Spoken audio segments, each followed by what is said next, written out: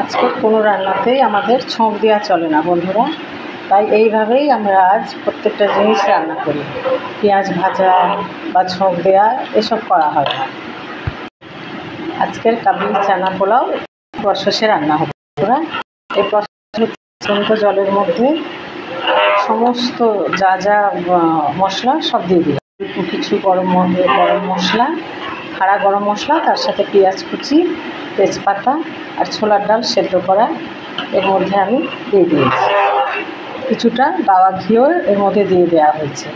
এই জলটা ফুটে উঠলে আমি চালটা দিয়ে দেবো।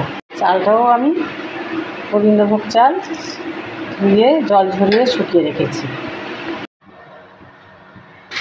আমার পোলাওয়ের জল ফুটে গেছে। এবার আমি ধীরে ধীরে চালগুলো সব এর মধ্যে দিয়ে দেব। তো হাঁড়িটা খুব ছোটো হয়েছিল, তাই আমি আবার বড় কড়াইয়ের মধ্যে এটাকে ট্রান্সফার করে নিলাম। কাবলি চানা পোলাও প্রায় হয়ে এসছে। এর মধ্যে আমি একটু শাহি গরম মশলা দিয়ে দিলাম। এর মধ্যে আমি কিছুটা আরও গাওয়া ঘি ছড়িয়ে দিলাম।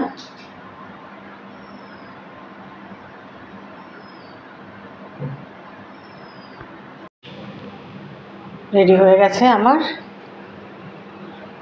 কাবলি চানা পোলাও বা খিচড়া রেসিপি। তো বন্ধুরা, পছন্দ হলে লাইক, কমেন্ট, শেয়ার, সাবস্ক্রাইব করে সাই কিচেনের পাশে থাকবেন। সকলে ভালো থাকবেন, সুস্থ থাকবেন। পায়েস রেডি হয়ে গেছে।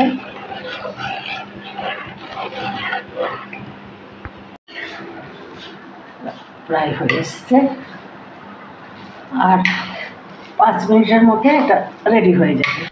এর উপরে আমি একটু গাওয়া ঘি দিয়ে দেবো।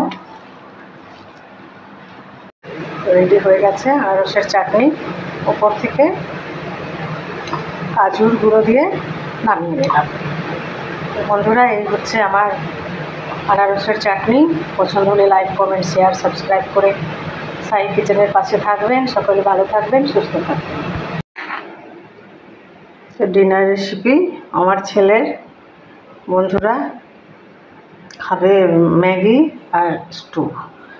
আমাদের কলকাতায় ফেভারিট হচ্ছে পাউরুটি আর স্টু, আর আমার ছেলের ফেভারিট হচ্ছে ম্যাগি স্টু। তো বন্ধুরা, চলো শুরু করা যাক।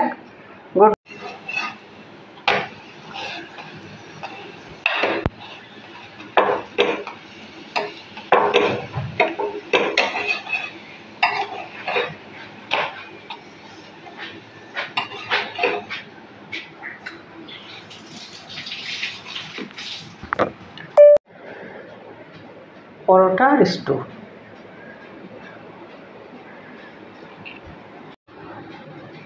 তো এক বস্তা হচ্ছে পরোটা আর তার সাথে স্টু।